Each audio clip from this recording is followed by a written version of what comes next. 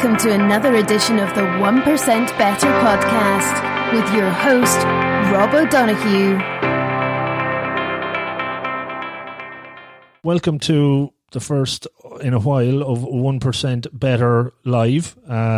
Did one or two of these last year, not using Zoom. I was using Spreaker, which is the platform I host on, and it was live audio only. I think we had about 2 people dial in. So this is exponentially more, and it says a lot about me, and it says more about Paidi, obviously, that most people are here. So that's good. I'm happy enough with that. So in 1% Better style, Paidi, I'm going to dig into your career, your past a little bit, professionally and personally, if you want to talk a bit about that. We'll start with some kind of warm-up questions, and we'll see where we go from there. As I said to folks on the email and on the notifications we sent out, we will leave some time for questions. I have the chat Zoom up. I would ask folks maybe just to go on mute so that the audio is as good as possible, and when we get towards the end, if you have questions, jump in and we'll make it a little bit interactive. Try and keep it to around the hour or so if that's possible. And we'll give it a go. Good man, Rob. Great to be here. It's been a while coming. I know we move in sort of similar circles, and we've been talking about this for, I don't know, maybe a few years at this stage, Rob. So it's good on a lovely evening in Cork. You're the other side of the river. I'm the north side. Having a conversation, friends, people I don't recognise here. So I suppose welcome to everyone. Yeah, no, definitely. It's been a long time coming, but it's here now. So what I normally sometimes ask, Paidi, to kind of warm things up, what's the most recent thing you've learned that has been useful? Yeah, I should have got these questions beforehand. No, I suppose I'm a bit of a strange character in a way, Rob, that I suppose I see what I do as a sort of a journey, and I'm constantly learning. I'd say every day, I suppose we're learning, particularly at the moment, we can't but help learn when we see what's happening around the environment we're in, COVID-19, the impact it's having on individuals, organizations, society. It's absolutely phenomenal. Who'd have thought maybe a number of months ago, and I know I'd have met some of the people even on this call face to face a few months ago, where we'd be today. I think there's major challenges for us as individuals, for our organizations, for our society in terms of decisions we need to make going forward. I think some are probably better positioned to make those decisions than others.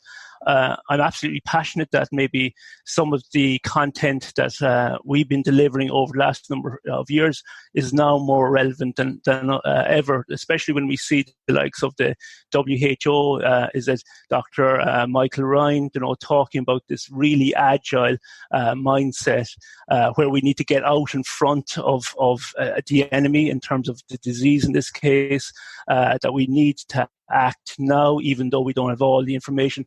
These are really lots of things that we've been talking about for a while in terms of maybe some of the things we'll be discussing today, Rob. So I suppose what I'm learning today is every day is full of new lessons, but that's probably the biggest lesson for me, that I wouldn't have preempted a number of months ago, that the material we're going to be talking about today is so important, and not just for us individuals, but actually even at a country level. Mm-hmm. Okay, very good. Taking it right back then, Paidi, what's your earliest memory? My earliest memory, wow. What does that evoke? What comes up first? Funny enough, I can't really put dates on memories. No, I'm sure that means something. I've never looked too deeply into what these things mean. Probably my earliest memories, funny enough, would be at home, a family business, being involved in that family business. I never, I suppose, recall anything other than a very busy house, a very busy business, which was attached to the house in terms of a supermarket. So I suppose I remember it in a number of different ways. I remember, first of all, from when we were very young, we were still involved in that business. It was a family business. I remember maybe from the age of 8, 9, 10, having small jobs in that business, and the sense of reward when you did those jobs. Maybe when I was a bit older, 10, 11, 12, we were given jobs stacking shelves. Maybe a bit older again, 14, 15, 16, we started actually using the tills, operating the tills. From the age of maybe 16, 17, 18. I remember actually my parents going away on holidays one year, and I was left in charge of a supermarket. So probably a lot of my memories are from, I suppose, my own home, my family businesses, community, and reasonably happy memories, even though hard work as well. And I think, and I assume this is where you're going to go with it. And I think I've heard you talk a lot about your own background as well, Rob, in terms of that has been a massive influence on my life. And probably the older I get, the more I realize what an influence it is on everything I do today. Actually, a lot of the things I do today, and I'm actually looking at, there's family photos here in front of me, really has been informed by that upbringing. Yeah, no, definitely always good to kind of reflect back, and I like to kind of connect some of that. You mentioned hard work as potentially something that has persevered, right? It's like a value that people bring through and that they can reflect back on where maybe it started, where it came from. Do you remember when you were growing up, or even when you grow up, what you aspired to be, or what was the first thing you kind of wanted to be when you were growing up, ambition? Yeah, I haven't grown up yet, Rob. I'm still, I suppose, on that journey. And I through my career, actually, I've had many different careers, and I think I was working out with someone recently that every 7 years there's a sort of a big shift. Not necessarily intentionally in my career, and I can nearly trace that back. So I suppose at a very young age, I suppose we took things for granted, Rob. For me, everyone had a family business, and everyone was entrepreneurial. Everyone had parents that were very, very hardworking. What did I want to be? I suppose at a very, very young age, like a lot of kids, I wanted to play hurling football. I wanted to play the best level with Cork in my case. Probably as I got older, then the value of money became more real. And I said, well, actually, what will I do to generate a future income? So I actually, probably maybe about 14, 15, sort of started to look at engineering. For me, I was always handy, in terms of spatial awareness, being able to use my hands, solve problems. So probably I'd say from 14, 15, really, I started focusing on engineering, which in a way was a very different environment to what I would have been exposed to in a family business, especially in terms of a supermarket, which is very much human driven.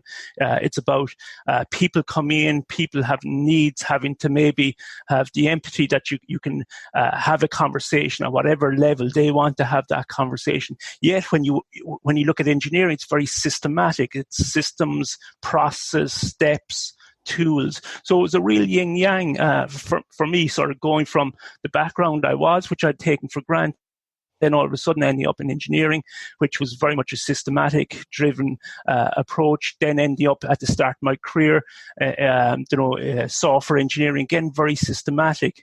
But funny enough, as my career went on, I suppose like boomerang, I returned to maybe some of those values, some of those insights I had generated earlier in life. In particular, the more, I suppose, I advocated a very systematic approach to innovation, the more I started to realize that it works really well in some environments. So I worked for 3 or 4 years with GEC in the UK. When you're designing blades for turbines, then you need a very systematic approach to innovation. You can't get it wrong. When you're talking about blades for a nuclear turbine, you just can't get it wrong. Whereas later then, as I was, I suppose, looking at innovation in different organizations, organizations, I realized that systematic approach just didn't work in other environments, especially where there was a very strong human element. So maybe an example would be designing educational apps or designing connected health solutions where it was paramount that it worked for and with the individual.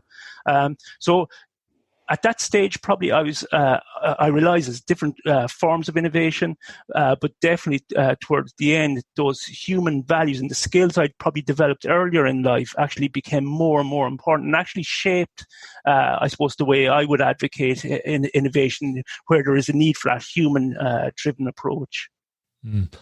Just as you were talking through it there, as you were growing up, I generally like to understand about how somebody's influenced, but would you say you were influenced heavily on the direction you were taking from others or somebody or some, collection of people, or were you very definite about your, I suppose, making your own way and finding your own path? Yeah, we were incredibly independent, so I'm from a family of I had 3 brothers, 3 sisters, and as I say, there was an etiquette sort of within the family of work and working hard, but at the same time, we had an incredible independence, we made our own decisions, and in fairness to the environment I was in, my parents, that was very much supported. I don't think I was ever told what I should be or what I needed to be. So we found our own way. Now, I did have an older brother who went the civil engineering route ahead of me. I went mechanical engineering route. He went to UCC. I went to UCD. So even there was similarities, there was differences as well. But I'm not sure exactly where that idea came from to do engineering up. It just felt right. It seemed right. That's the route I took now. I think a lot of, I suppose, the journey we're on, we come to crossroads, and sometimes I wonder, why did we go one way rather than another? But in my case, it felt right. And looking back, I think it was still the right decision for me. So the independence part, I would imagine, if you're fully independent, you're able to make your own decisions. Some of them may not work out. Is there any decision you made maybe up to the age of 18 or so, just that triggers that turned out to be a bad choice that you maybe learned a lot from reflecting back? Yeah, of course. I think if you were to ask my family members, they'll tell you many times where I obviously, like a young guy, I did things I shouldn't have done.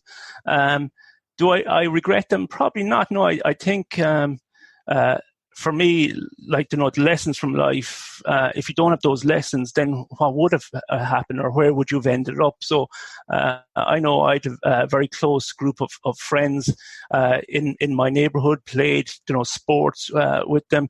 There was things we did we shouldn't have done, but it's all part of life, and as I said, a lot of those experiences, good, bad, or indifferent, are probably the difference between me being here and somewhere else, So I'm a firm believer really in trying to reflect on your experiences without really regretting them. I don't look back that much though in terms of regretting decisions. I always tend to maybe look a bit forward. But I suppose over the years, I've tried to develop that discipline, that reflection,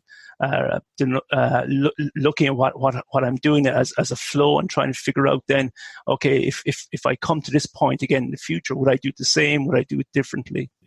Mm-hmm. And just one more maybe on the career, I suppose you're a PhD, and maybe a lot of folks on the call listening either have aspirations to do that or are or think, God, never for me sort of thing. When you made that decision to actually go down that route, what were maybe some of the factors you laid out to kind of come to deciding, yeah, that's the way I want to go? Was that something that was difficult? Was it a big decision for you at the time? Yeah, it's a big decision. So, I spoke about that 7-year thing. It's like, I don't know, repeating pattern. But for the previous probably 7 years, I'd been involved in setting up and running a consultancy in Dublin. So now, in a way, we set it up at a time when it was the worst possible time, but the best possible time. It was the worst possible time in terms of the dot bomb. Everything went belly up year 2000. But at the same time, it was the best possible decision because you learned so much again about yourself, about people around you. There was days of incredibly difficult decisions. We built the revenue very, very quickly. At the time, it was a very respectable number. But then there was times where actually, I remember in particular, at one stage, one of our government ministers, Charlie Creevy at the time, deciding overnight in a budget that he was going to, restrict the amount of consultancy services that any government department could procure. And that was our bread and butter. And that was a decision nearly overnight. So, there was very difficult decisions that came out of that. So, for example, there was people I would have known very well from previous, but also from working in this company with me, that we had to let people go. You let people go knowing their situation at home. Young people, maybe new houses, new mortgages, new wives, maybe new babies. So again, that 7 years was an incredible learning experience in terms of the business lessons, but the personal lessons. And I think I'd probably come to a stage where in my own life, we at that stage, babies had arrived, at home. I think we had our third child just maybe in the months before I decided to do the PhD. So I think it just felt right, I'd done the other stuff, learned a lot of lessons, worn the T-shirt, and now this was the new challenge. Now, I probably went into it with a very strong sense of what I wanted to do. I'd worked for the previous probably whatever number 15 years sort of on innovation projects, and a lot of what I've seen there was annoying me, and so I had that itch to I want to get to the bottom of this. Why is it that we keep on making these mistakes when we innovate? So I had a very strong sense of what I wanted out of it. Now that doesn't mean I would have predicted exactly what it would have looked like over the next 4 years. But I did have a very strong sense of why I wanted to do it, and maybe even a sense that afterwards it would be the new me. I would be starting a new part of my professional life. You mentioned just before we get into more on around innovation, as you were going through these decisions and you were reflecting, self-reflection sounds like it was happening. Were you doing that? Had you a process for doing that? Was it something you had an approach for, or was it very just ad hoc and occasional? Yeah, no. So since then, I suppose as a result of the PhD, I would have looked a lot at the use of cognitive tools would be part of it, and hence looking at things like visual thinking, design thinking. So a lot of that came afterwards, Rob, and then I suppose we started putting that into practice then in terms of maybe running programs with the Irish Management Institute, or maybe programs within UCC, where really I suppose that was the new me. The new me was the person that was investigating these tools, looking at these tools, supporting I suppose reflection, supporting maybe also the other facets that are important when it comes to innovation. So I suppose in terms of making these decisions, to be honest, I think it's where head and heart meet. So in my head, it seemed like the right thing because it was going to be redefining who I was, and I was very clear that was going to happen. I don't know why, but I just knew it was going to happen. And then it felt right in my heart because for the previous probably 10 plus years, I had traveled a lot. I was a consultant, from actually quite a young age, really. I started on the consultancy maybe side when I was 24, 25. So I'd probably run a very high octane life for those 10 odd years. So my heart was saying it was actually now time maybe to spend more time as well at home, especially with young kids. So it was a meeting, and it just felt right, and it seemed right in my head as well, Rob. Now, would I do the same in the same way now? Probably to an extent, but I think I'd probably have maybe supported more sort of tools and ways of thinking. Okay, very, very interesting. So maybe we'll talk about innovation. And again, a lot of people probably on the call know you for innovation or know your background in that. In my kind of random research for this yesterday morning, I was listening to another podcast. It's called Coaching for Leaders. Just for folks, if they want to check a different podcast out. Very interesting guy that does it. Lots of really good guests. But he actually had Osterwalder on as his guest yesterday.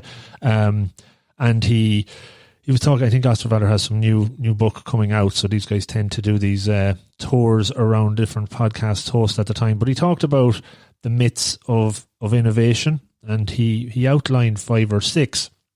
And he was going into the details about exploiting and exploring. And I guess now in this world that we're living in, it's forcing people, organizations to be more innovative, I suppose, to think about things a little bit differently. From your experience, from your perspective, what are the kind of some of the common myths around innovation that you've seen from experience and that maybe you could talk about? Yeah, like I think at a fundamental Rob, we all say the word innovation, and very few of us know what it is. I'm not sure I've come across any organization when you go in to them, and you're going in maybe as a consultant or a mentor or whatever else, that they have a clear view in their head of what they're asking you to do. They know they need to do it, and it's a top, we know sort of in the surveys, it's a top 2, top 3 organizational priority. Everyone knows they need to innovate. Yet when you ask them, well, what do you understand by innovation? They can't tell you. If you ask them where does it happen at the moment in their organizations, they can't tell you either. Okay, so I think the biggest problem when it comes to innovation, whether it's innovation management or it's maybe getting the innovation engine going, is really we don't really understand what we're talking about. So I think one of the very first steps you try and work with organizations is to get them having a shared sense of what they mean by that word. Now, I suppose the concept itself, it's defined different ways, but it's essentially, I suppose, this idea of creating value through change. Now, once you start to focus on the word value, a lot of other probably myths start to come out of the woodwork. Value is relative, so there's no two of us will ever see the same value in anything. Okay, and that's the first thing I suppose you're trying to get a sense of, that value is what we're chasing. It's not new products, it's not new services. All of those are just means of delivering value. So if you start using the word value, I suppose very close after that, you're talking about the difference between needs and wants, which is something I know people on this call would have heard me talking about before. There's a massive difference between needs and wants. So needs generally are your end result that someone's trying to achieve, maybe as they face into a problem. Wants is a means of maybe solving a problem. So I suppose the classic example might be, actually I was out at the front here, maybe a lawnmower is a means of doing something, but why do we have a lawnmower? It's to have a nice garden or a nice trim lawn. So once we start to move from understanding wants to needs, and we start talking about a nice trim lawn, we start to realize that there's many different ways of delivering that set of needs, not just lawnmowers. It could be to hire someone in for a day who will cut the grass. It could be to get one of those new electronic things that walks around the grass itself, cutting the grass. So I think the next thing we're saying is, if it's value, we need to start understanding needs. Now, needs are human. So you're then trying to understand that we need to take a more human-centered approach. We need to understand what potential customers actually need. Again, you talk to people in an organization, you say, well, who are your customers? And they might tell you if they're maybe in the B2B space might say, oh, it's mid-sized companies, blah, blah, blah. If it's B2C, they'll say it's maybe females over the age of 40 or whatever. But when you start to say, well, who are they? Tell me, explain to me who these people, these organizations are. Very quickly, the wheels come off. So it may be that they, I suppose, have some knowledge of who the customer is, but they don't understand the customer.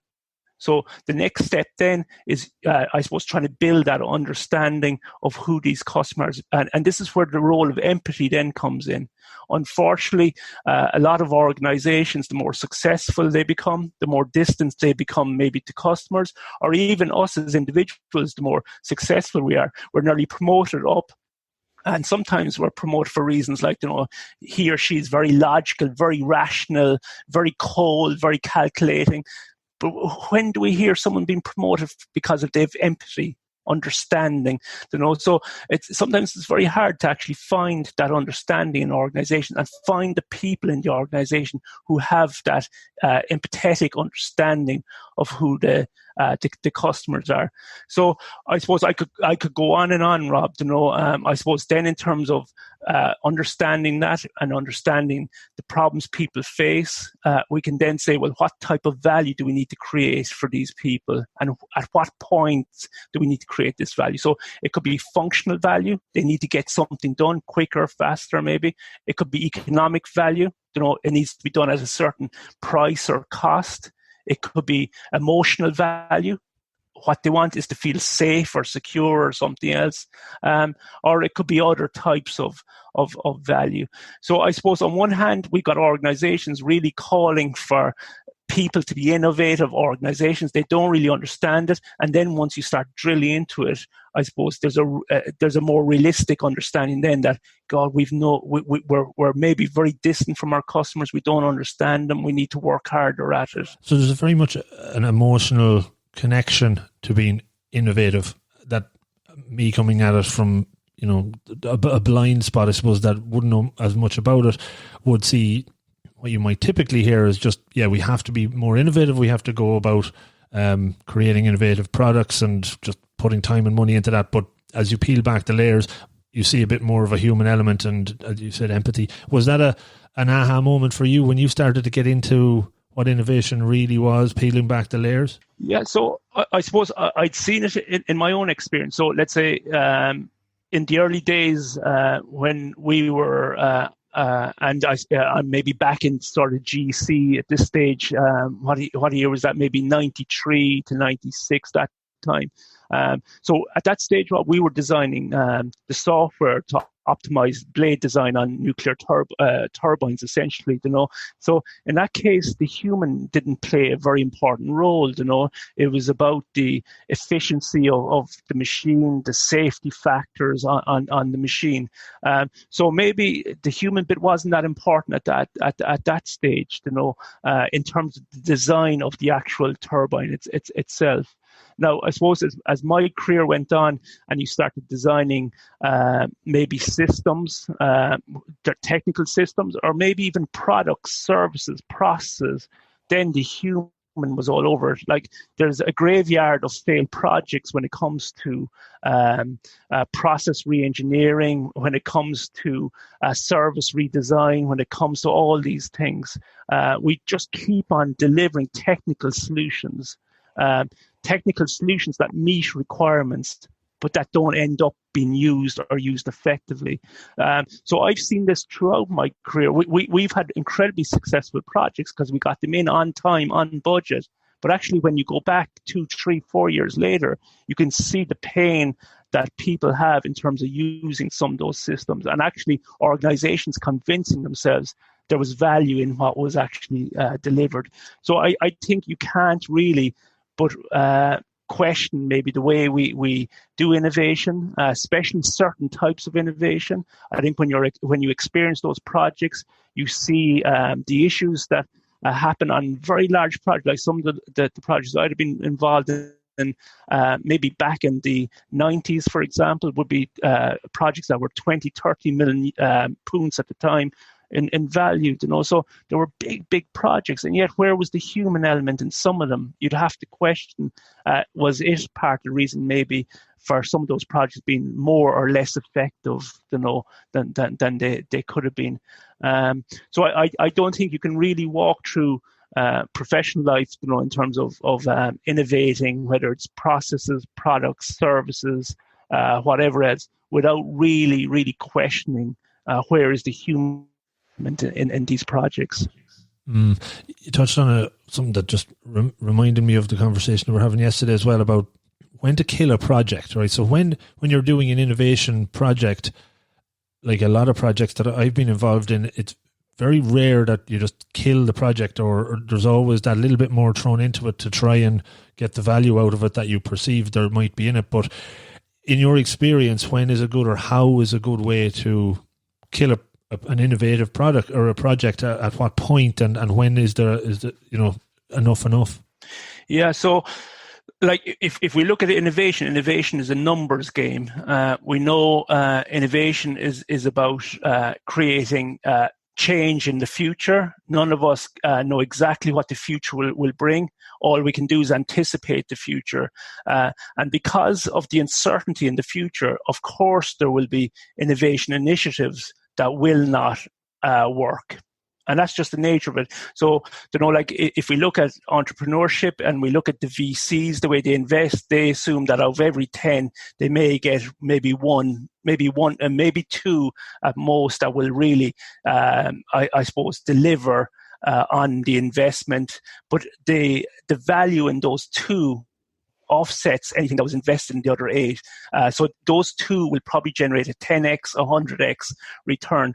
So when we look at innovation, it's not quite the same, Rob, but it's not too different. You need a portfolio of projects. You need those projects that are near, that they will deliver value in the short term, but you also need to be investing in the medium term, the long term. Now, the short term is far easier to predict because it probably involves technologies, markets, customers that we already serve.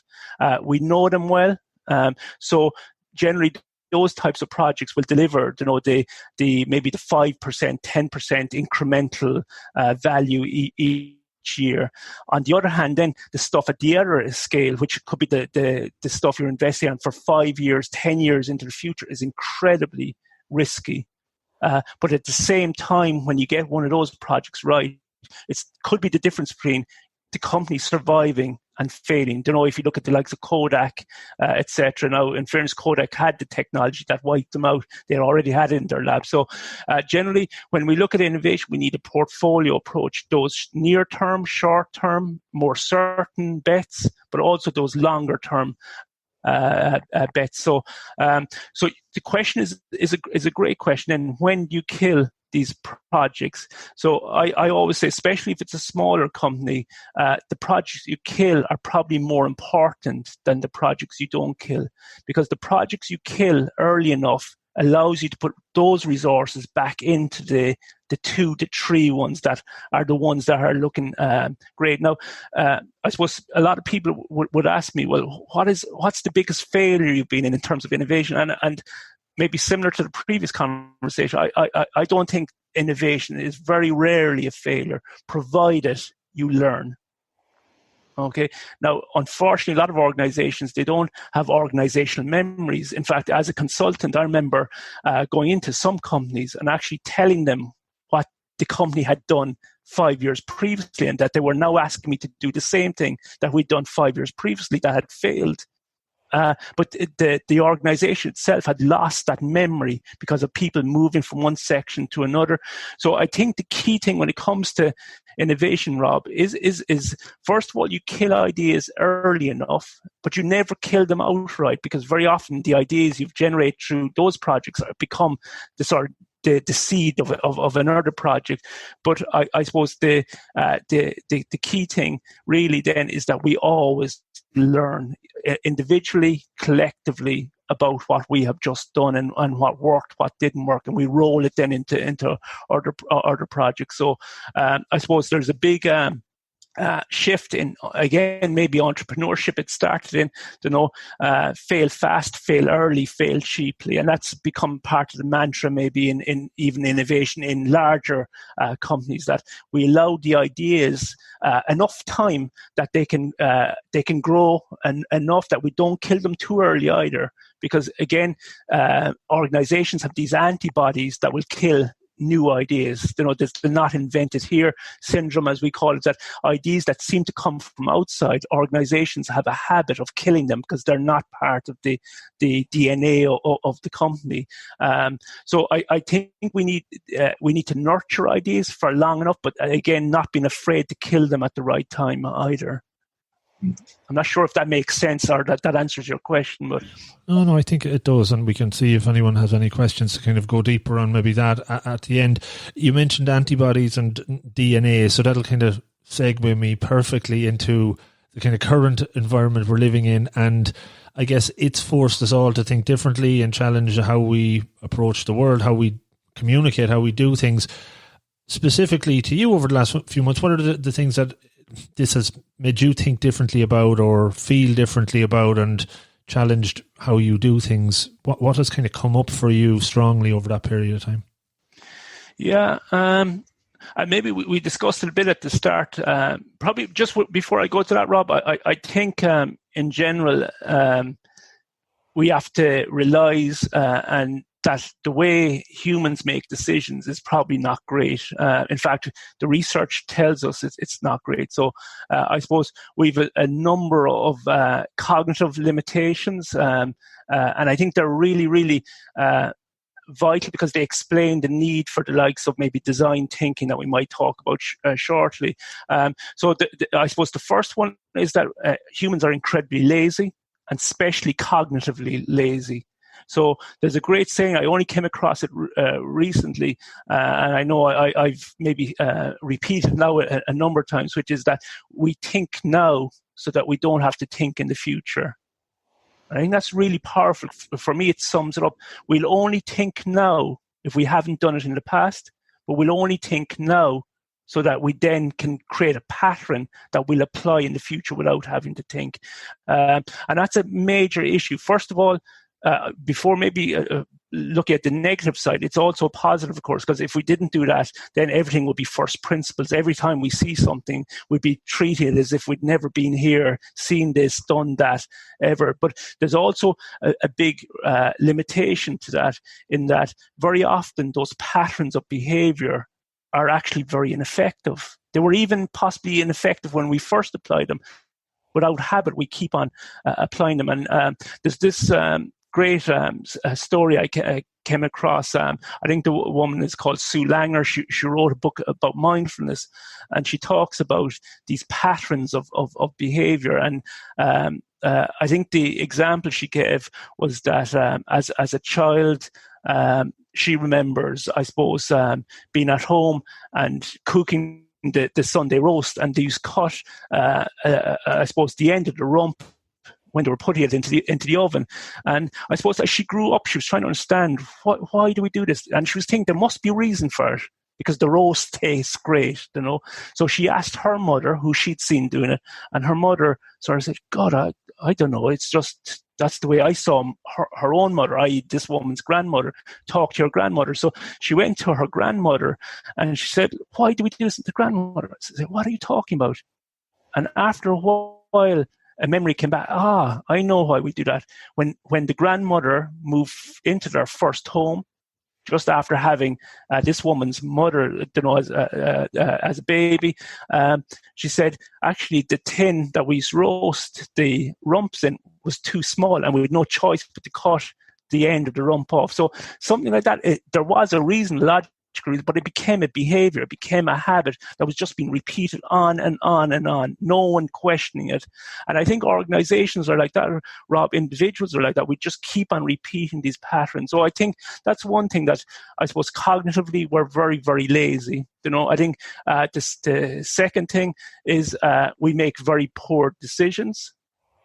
Even when we have the data, we make poor decisions. And I think there's plenty of research will point out, the role of biases, heuristics in the way we make decisions. So I know maybe there's a book called Decisive by two brothers, actually, the Heat brothers, and they talk about maybe 4 or 5 key biases that really impact the way we make decisions. And I think they're really relevant to innovation. The first one is this narrowness, that very quickly we make these very quick calls on what the problem is, but also what the solution is. So we don't give ourselves time to explore, trying to understand what the problem is. We don't give ourselves time to try and figure out what the best solution is. We just make that very quick decision. Second one is the confirmation bias. Even when we know the decision may not be the best decision, we just listen to those words, those people that will confirm we made the right decision, so that we don't have to explore or reevaluate the decision. I suppose the third one then is short-termism. We tend to make decisions now that deliver value now, as opposed to looking at the long-term value. And the last one then, the fourth one, is overconfidence in our decisions. So I think cognitively we're lazy. We make poor decisions. And the next thing I'd say is we make very irrational decisions.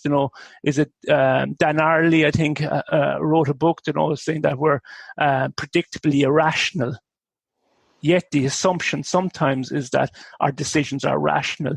So again, as innovators, we might assume that what's obvious to us in what we're doing, that a rational user or a rational customer would go with it. Yet we know most decisions, especially when it comes to purchasing decisions, are not rational at all.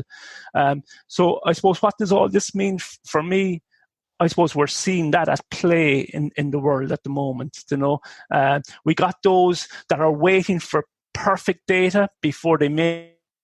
They're trying to be ultra rational. We got another gang, I suppose, that are trying to make decisions nearly based on gut instinct of emotion, and we're not nearly trying to find where's the correct point here. Are we overcorrecting? Are we undercorrecting? Do we wait on the data? Do we make decisions now, even though we don't know the repercussions? And I think it's been fascinating watching that. And that's maybe back to the point I made earlier, about Mick Ryan, and just saying, guys, we just can't wait. We're not in an environment now which is business as usual. This types of environment that a lot of us work in organizations. We just have to make a decision now. That, I think, ties in really, really nicely with this idea of structured and unstructured decisions. When you're in a structured environment, you have the time to analyze, categorize, and come up with the optimum solution. When you're in a very unstructured and very chaotic environment, you do not have that time. You have to go about making the decisions in a completely different way. In this situation, you have to do what we call probing. So you try something, watch the reaction, maybe you do a bit more of it. And I think that's a very, very different type of environment. Now, I suppose the mindset we use in innovation is more on that other side, that unstructured problem-solving side. I wouldn't claim that this innovation is on the structured side at all. Yet, most of the managers we train, most of the leaders we train, if you go into most of the MBA programs, guess what we teach them? We teach them on the structured side, critical thinking, that you can think your way to an optimum solution. When you're dealing with the likes of what we're dealing with at the moment, that will not work, because there is no perfect solution for one thing, and there's no even perfect data that will tell you where you are at the moment. So I think that's been fascinating watching that, and it ties in maybe with the point earlier, Rob, that I think I suppose it's terrible. There's a terrible human cost as to what's happening, but at the same time, it's an incredible playground for people that think in a very different way to the way, I suppose, a lot of executives, a lot of leaders in companies at the moment, and a lot of politicians, policymakers think. What come up for me, lots of things there. You talked about so many interesting topics, and for some reason the story of cutting off the rump brought into mind everybody buying toilet roll, right? Everybody was just buying toilet roll because everybody saw everybody else buying toilet roll and weren't really questioning. They didn't really do any research into supply chains, I would imagine. But the point that I wanted to make, based on some of those fascinating learnings, your system 1, system 2 thinking and the lazy brain and, pulling yourself, how do you, when you learn that, kind of, how do you put it into practice in a way then? So when you're in a fast-paced work environment and you're being pushed to make a decision or to turn your project to green or amber, to find that time to step back and look at things a little bit differently and buy yourself the time. What are the approaches maybe to kind of share on that? Yeah, so the first thing I think, Rob, is even an awareness of, I suppose, yourself, the way you make decisions. And I think for us, we've been very fortunate. I see some of the individuals here that we've probably at this stage ran about 400 individuals through, I suppose, innovation, design thinking, and mentoring maybe people doing projects in their own environment. So probably a lot of the insights from that are what I would draw on here, and maybe in answering your question. The first one is you have to work on people thinking about how they think. It's absolutely vital, because if people don't realize what mode of thinking they use, how maybe closed, how open it is, it's nearly impossible to make the changes underneath. So I think the first thing is nearly that metacognition, thinking about the way we think. And what you're really trying to stress at this point is the importance really of, I suppose the closest thing would be a growth mindset. Carl Dweck, that idea, that some of us have a very fixed mindset, some of us have a very, I suppose, growth mindset. You're pointing out that the types of environments that innovation is trying to survive in really requires more like a growth mindset. So you give maybe the example, and people would have heard me saying this before, it's like there's a great story about a ceramics class where at the start of a semester in a university, the lecturer came in, divided the class into two, told the half, maybe on his left-hand side, look, all we're asking you to do is produce one pot, the best possible pot you can during this semester, and we'll grade you on the quality of that pot.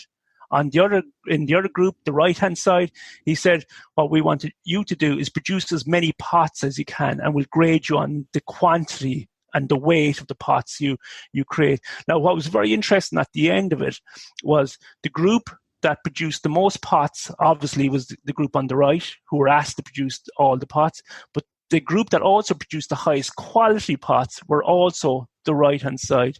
And for me, it's so big, it's so typical, because if you're doing, you're learning, and sometimes you can't think your way to a solution. You have to do your way to a solution. And what they were doing on the right-hand side was unknown to themselves. They were constantly honing, improving, optimizing what they were actually building, to the point that they outperformed the group on the left that were tasked with producing the best possible pot. So for me, that growth mindset, the ability to put yourself in an environment, to see it as a challenge, but also as an opportunity to learn, is absolutely critical to an innovation mindset.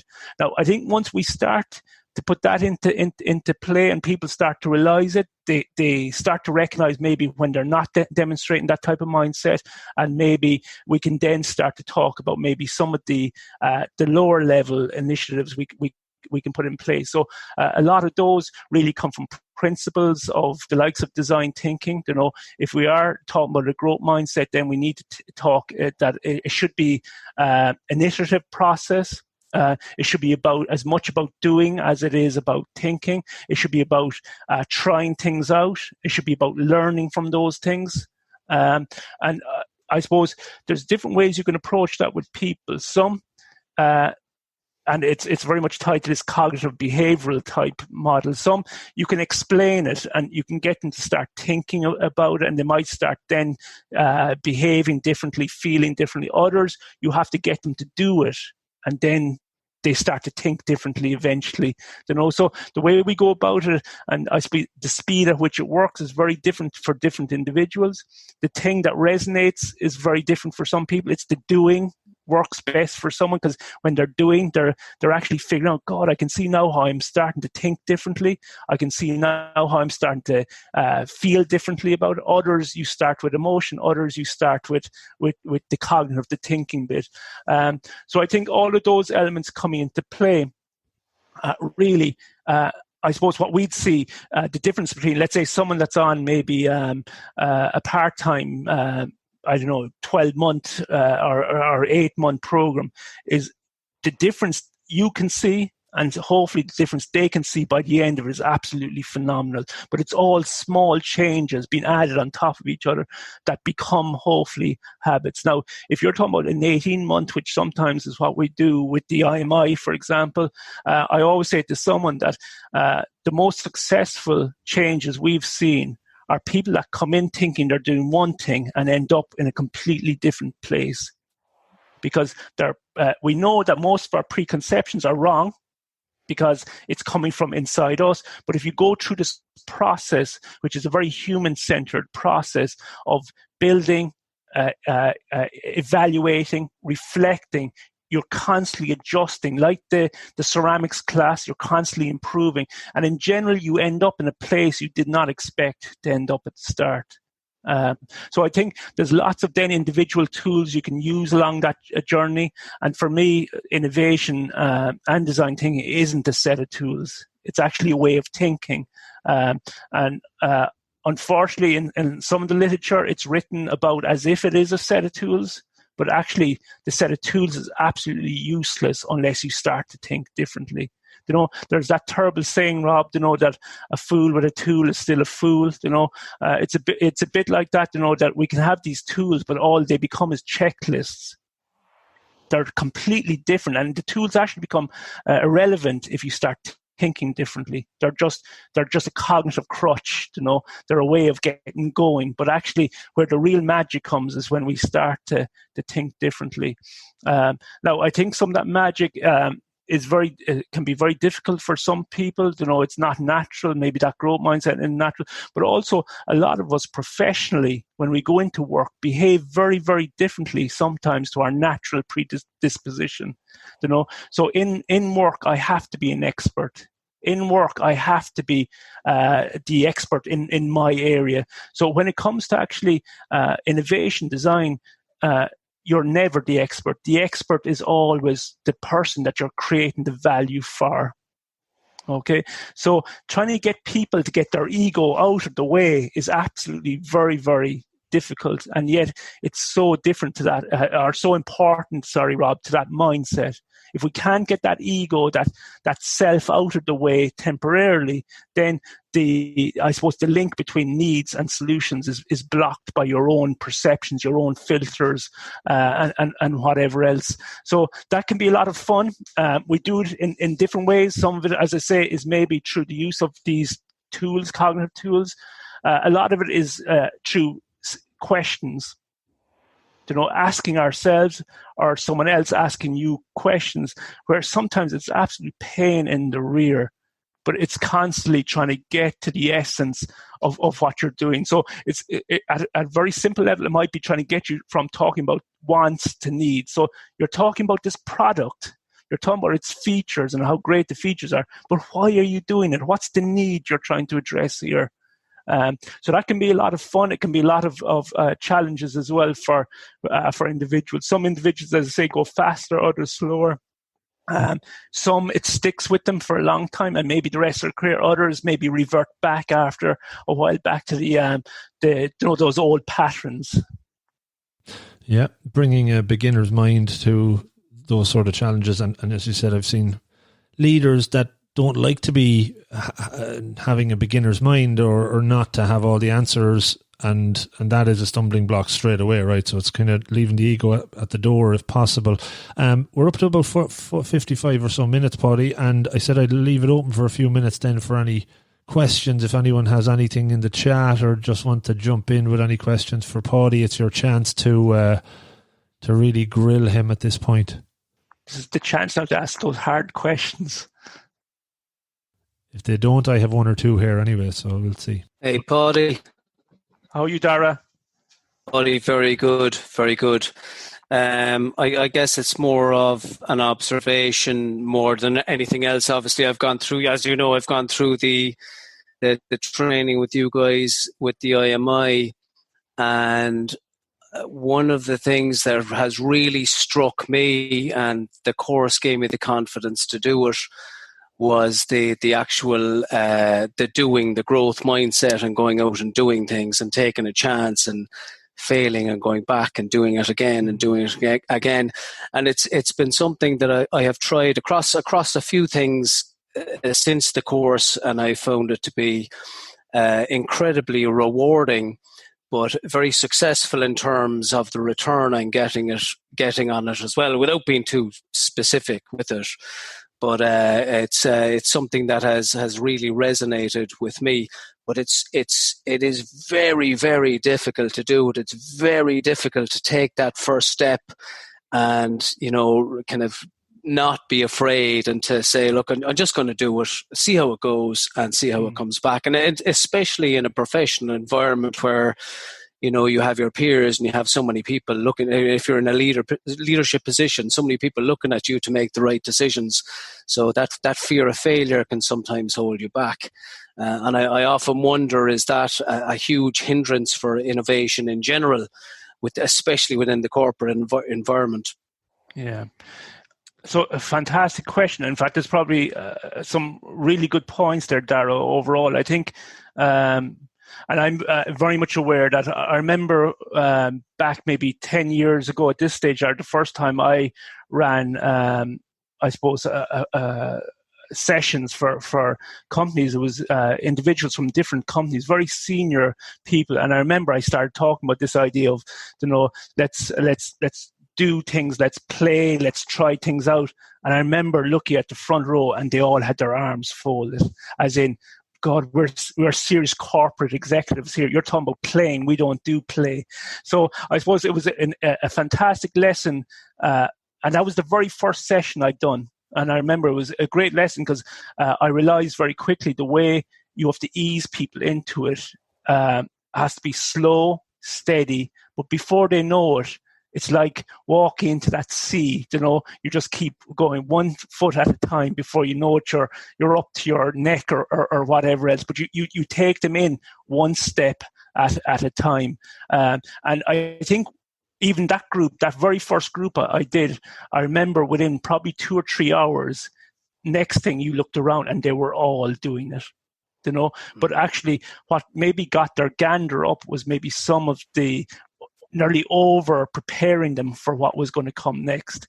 And I think it's the same in organizations. We now go into organization, and I don't even mention the term design thinking. I don't mention innovation because I think there's a certain amount of, I suppose, fatigue when it comes to those terms. But what you do is you get people to start doing bits, things, and next thing, the human need and the dynamic starts to take over, and they start to working with each other because we're social creatures. So actually, I would say what we put them doing is more natural than maybe the way we do things in organizations, which are sitting in meeting rooms, with cups of coffee. If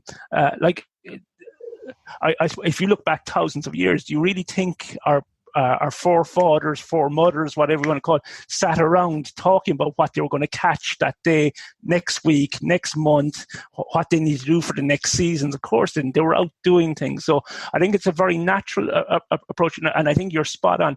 I would tend to ease people into it, and maybe afterwards you tell them what they were doing, not necessarily during or. So I'm not sure if that answers your question, Dara. It makes sense. Makes total sense. There seems to be an art to it, even in itself. That art, it takes some time to get used to it, but it's about just saying, "Look, I'm just going to do it." Yeah, to a certain extent. Yeah, and like you're a great example in a way, because for you said the doing sort of caused the penny to drop. For others, if they're not of that same mindset, they have to think it. and start to feel it before they do it. So, and that's the dynamic you see in the groups. Some people will go and do it straight away. Others won't do it straight away because they'll be afraid they'll look stupid. So they have to think it out, and you have to nearly give them confidence to start taking the steps by feeding them maybe the case studies, the examples, the data that explains that design innovation is of value. So for you, the doing came first. For others, sometimes the thinking, you have to work on the thinking, and then eventually they'll do the doing. Now, I think the quickest way, from my experience, is people that do straight away. You learn quickly, but others are different, and you have to work on their mind first before they'll do anything for you. Thanks, Paidi. Yeah. I had a question, Paidi, around what you think about the new norm in relation to COVID-19, the way we interact as humans. We talk about social distancing. I suppose it came to mind when I was taking the dog to the vet today, and you're looking at surfaces now.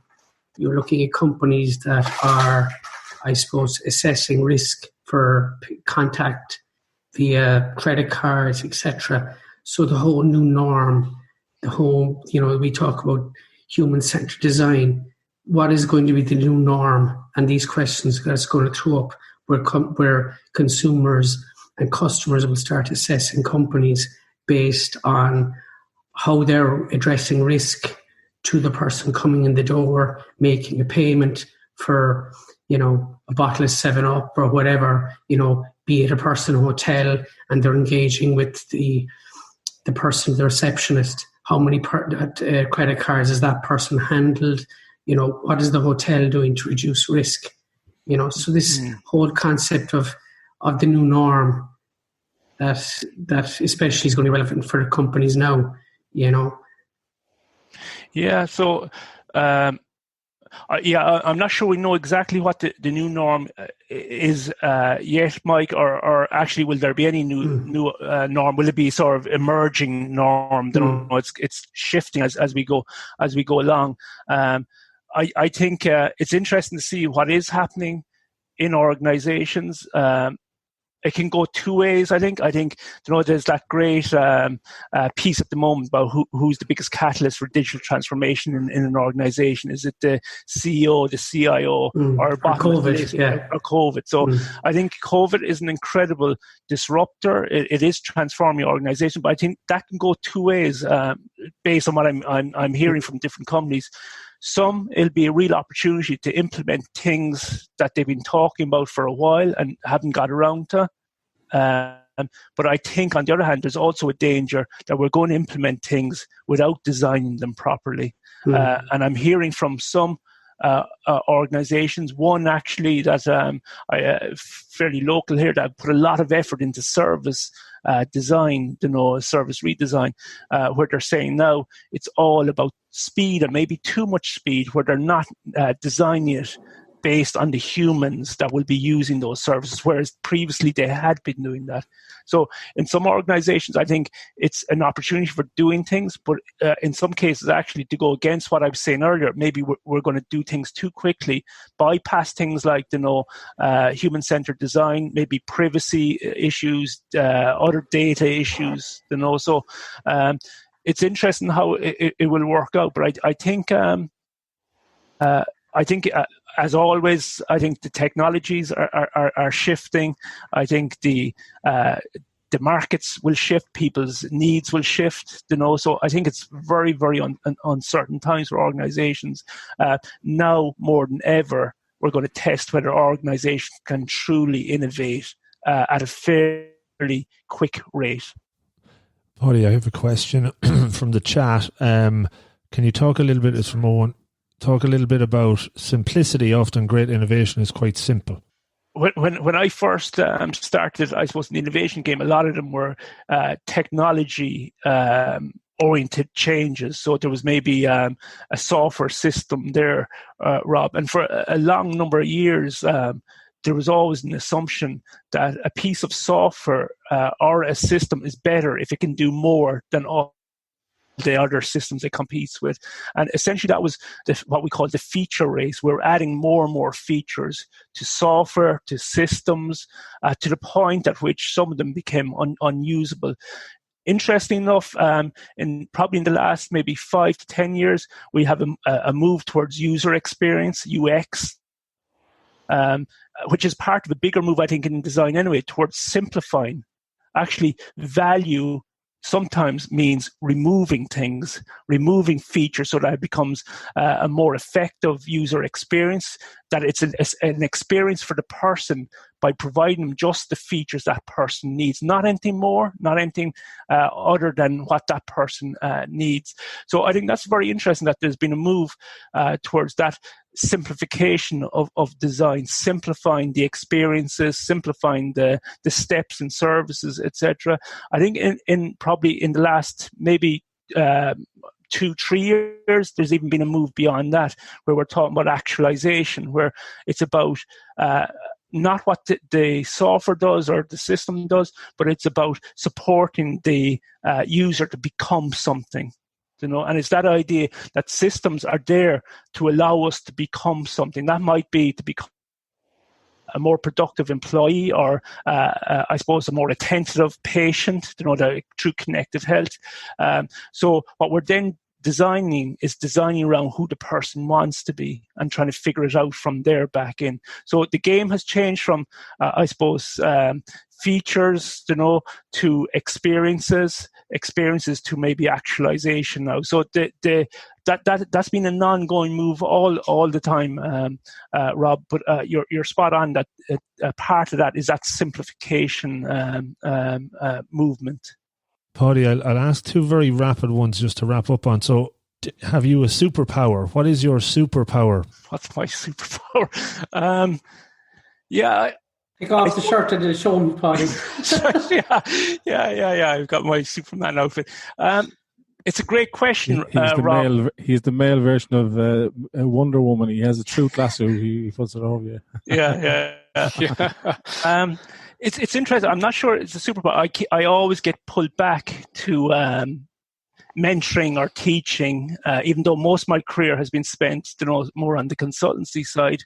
I suppose I have, and I'm energized actually by working with people. Even if it's online here, I even enjoy this. So I now probably have more energy after this than I had before. And I think I said that to you before, Rob. I get energy from working with people online or face-to-face. I think it's probably, if I do, it's been able to read people maybe and read them reasonably well. And I think that goes right back to where we started this conversation. What is it, an hour and 10 minutes ago, about, I suppose, being exposed when you are working in a family business, you're exposed to an incredible diverse group of people. For us, we had a supermarket right on the city boundary. We had on one side, probably areas with the highest unemployment in the country at one stage. On the other side, we had green fields with farmers. We had big houses, that were lived in by executives. Apple was only 2 or 3 fields away from us. And actually, when I was growing up, it was fields because I played football where Apple now lives. So I suppose being exposed to that diversity of views, probably is the thing that I go back to when I'm in a corner. That's probably the thing I will bring out. It's trying to understand people, trying to understand where they're coming from, maybe trying to find a way forward based on who they are. So I'm not sure what you'd call that. It's I suppose it's my go-to probably superpower if it's a superpower. Yeah, and do you have a kryptonite then to answer the other side of that? The kryptonite then are the questions. So I know if you want to buy time, or I suppose you want to become irrelevant, which is what we should be really, because if we create an environment, then it's the environment is the important thing. So I think as a mentor, as a consultant, as a coach, whatever else, I think it's the questions is where the power come in terms of the recipient. So you ask the questions, you stand back, and the questions then start to engage the mind of the whoever it is you've delivered So the questions can be very simple ones, and there's probably key questions we use in innovation, in particular in design, where we switch problems into opportunities. And there are ones I'd say you'd see in coaching as well, Rob. Where you switch someone stating a problem, you say, well, how might we solve this problem? How might we go about addressing this problem? You probably then maybe tease out, well, how do you feel about this? How do you think about this? How do you think others feel? How do you think others think? So I think it's the power of questions is probably the kryptonite or the grenade that you then throw in the environment that really gets the dynamic going. And I think it's those questions really force people into those cognitive shadows, where we don't naturally want to go. I think the questions are what force you into those corners of our mind, which we naturally will not go into unless we really have to. Very good. Perfect. Paidi, thanks so much for giving us an hour and 10 of your wisdom and time and insights. It's always good when nearly everybody stays for the full call, and this has been a Zoom call that people don't have to join. That's even better again. So I will. I'll wrap it up there. Any last words to finish off with, Paidi? No, I think there's. I suppose it's the power of reflection, especially at the moment, is something I'd probably leave with people. But there's maybe reflecting and then reflection. And I think at the moment, I think a lot of us are not just reflecting what's happening in the environment, but that inner reflection, where we're trying to figure out our place in what's happening in the environment. So I think those can be very powerful tools, in terms of, and I think they're very healthy tools, in terms of trying to understand what's happening in the world around us, but also our space within that world, and maybe trying to find and redefine the space we individually or our organizations or our societies need to be in. I think more of us need to be doing that, asking those types of questions. So that's maybe a parting shot. I suppose if anyone wants to engage with me, I think I know some of the people here, where to probably find me. LinkedIn is probably the easiest place to find me. Hopefully there'll be plenty of events coming up. I know we're there's a group of us looking at maybe digital transformation and a few events around that. So stay in touch, and if maybe we hadn't been in touch before, feel free to get in touch and maybe follow the conversations that go on, primarily in LinkedIn, but also maybe events like this. And Rob, I'd just like to say thanks again for the invite. I know I've been slow coming to the parlour, as they say, but hopefully we'll see you doing more and more podcasts. Really enjoying the stuff you're doing on emotional intelligence at the moment. I think it's an incredible contribution, and again, actually maybe that is my parting shot. It's well worth any individual sort of getting up to speed with that sense of awareness and particularly emotional intelligence. I'd say a very good starting point, if you're not into it, is this man's podcasts on the topic that have been released in the last few weeks. Very good. Yeah, thanks for that, Paidi. Appreciate it. Yeah, and this will go out as a podcast as well. If anyone that they know would like it, it'll be sent out in links in the next couple of days as well, so folks can listen back. Or Paidi, you can just download it and listen to it back yourself when you're out for a jog or a run or something. So guys, thanks so much for that. Appreciate your time. Paidi, have a great evening, and hopefully we'll do more of these in the future, so do let me know if you enjoyed it. Stay safe, guys. Thanks, guys.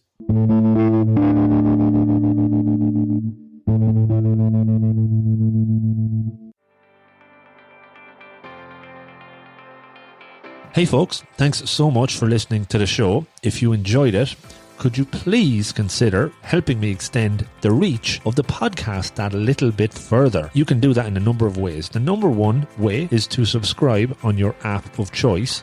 This helps me with the chart ranking, leading to more folks stumbling across the podcast and checking it out. You could also repost it on your social media channels. Any of them would be great. And maybe even tell a friend in person or over the phone. Pick up the phone, give them a call and tell them about the 1% Better podcast. Tell them about this episode or one that you've heard in the past. Any will do.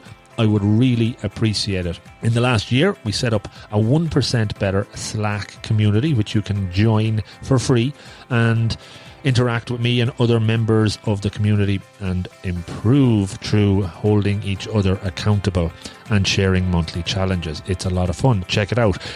I'm into season 4 of this incredible journey, and the more of these interviews and solo shows that I research, record and share, the better I believe that they get, and more loaded with actionable takeaways that you can learn from. I know I've learned so much from it so far, and it's always really, really fulfilling and rewarding when I hear from you on what you took from it. So do reach out, rob@robofthegreen.ie. And of everybody that listens, 90% listen and enjoy, but only around 10% actually take action, write down takeaways and put them into practice.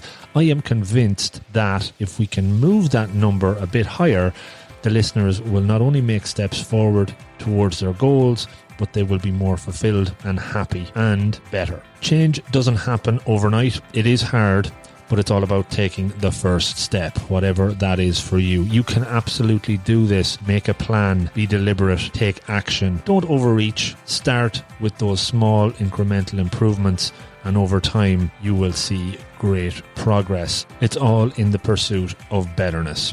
So again, thank you so much for listening. Good luck and stay safe.